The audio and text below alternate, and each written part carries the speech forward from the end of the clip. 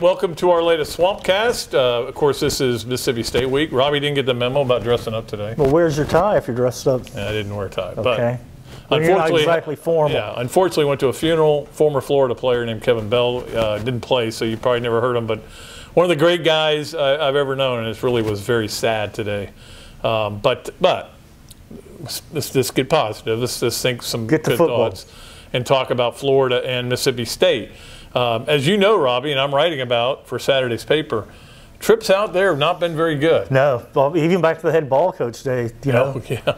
Remember that one? Well, 92 was bad. They never play on Thursday anymore because of that. 2000 was bad. He punted on third down and took a safety down 8. That's unbelievable. And of course, Zook got fired the day after he went out there. And then Tebow had probably his worst game he ever played. Yeah, and Pat, it's a hard place, but it's much tougher now after 9 years of Mullen being there. The atmosphere is totally different now and much more crazy. Right. So they're walking into maybe the most hostile environment they've ever seen, really, when you think about it. Yeah, because I've talked to Scott Strickland. I know he's proud of what they created there. Yeah. But he was telling me, you better bring earplugs. You better bring headphones and listen to music or something, because all the sound. Basically, it's like a catcher's mitt, the open air press box. I remember 2009, Pat. It was as loud as any place I've ever been, and it was electric in there. It was. And Tebow had a rough night. He had a rough night, and the only time he didn't talk to the media. Because he was talking to Dan Mullen. I think it's because he threw 2 pick sixes. Yeah. To the same guy. To the same guy. Jonathan Banks, who played in the NFL for a long time. Maybe still. Yeah. Is he still in the NFL? I don't know. Yeah. I have to look that up. Anyway, all that has nothing to do with this game, because what happened to Jesse Palmer and Brock Berlin and Robert Gillespie directing the band and getting a penalty. Chris Lee. None of that has anything to do with this team. And I've said all along, you're going to know about this team after September. And this is why. Because this is the end of it. And here's what you know so far. They're getting a little better every day. They seem to be understanding things a little better. The offense is getting a little better. They found a way to score points without great offense. They've had 93 plays and 95 points the last 2 games. Unbelievable. That's production right there. Yeah, so that's efficiency. Yeah. However, I think there's a lot of you that still go, I don't know what to think of this team. And we're going to know a lot more. Right. You will find out. Like I said, if they walk out of Starkville with a win, now you know this team's pretty good. They're a good team, and they have a chance to they're still not going to win the East, okay?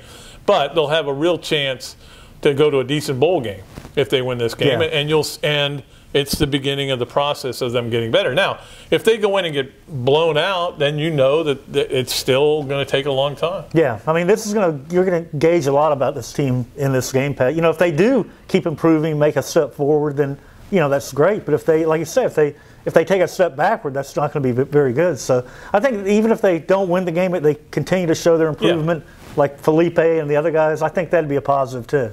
Yeah, and so you don't have to win to get some positives. Not necessarily. And I'm not. Look, there are no such things as moral victories, but you have to look at it at least the big picture here. Are they going to get physically outmanned? And here's the thing everybody's been talking about all week. Do you think it's a good thing or a bad thing that Kentucky did the same thing to them they did to Florida? I know. Yeah, I mean, do you think it's good though that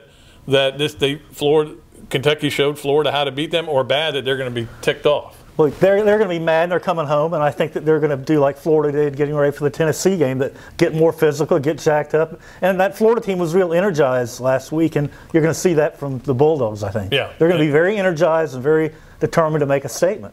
Yeah, well, by the time we get to Saturday, that Kentucky game is going to be old news. Well, they're not going to care anymore. They're not going to care, and they're going to be fired up. And it's Dan Mullen coming to town. I know. But again, Dan's not playing the game. No. And I know they're excited about it, and they've had it circled, and there have been people that in the offseason were telling me this was the game. But the thing that I believe anyway, the game's bigger for Mississippi State than it is for Florida. I think it is too. If they lose this game, now all of a sudden they're looking at another, can we get back to the game? Yeah, because the preseason stuff with them is they can challenge in the West now. They're good. They're going to be highly ranked. And, if they lose 2 in a row to Kentucky and Florida, that's going to be a real big downer for them. So and look, there's more pressure on them for sure. And they're a really good team. They got NFL players on the defensive line.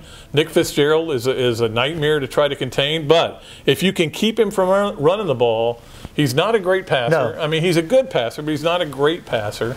And they've got 2 good running backs, but Kentucky shut them down. They did. What you've got to keep him in the pocket, watch the quarterback draw, and then get him into 3rd and long. And then that's when you've got him where you want him. And that's he is not a great downfield passer, like you said. It is a David Reese game. I mean, how well he plays in this game and is able to play smart and make wrap-up tackles will be a big factor in this game as well. And again, Florida's offense needs to, like everything about Florida, Robbie, I think you'll agree, needs to take another step. And it needs to be a nice, full step. Yeah.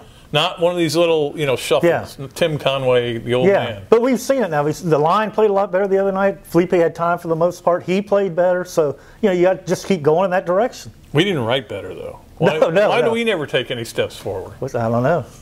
We're stuck. All right, we're stuck. That's the way it is. Yeah, we've hit our ceiling. But, and boy, was it a low one. It was right near the floor.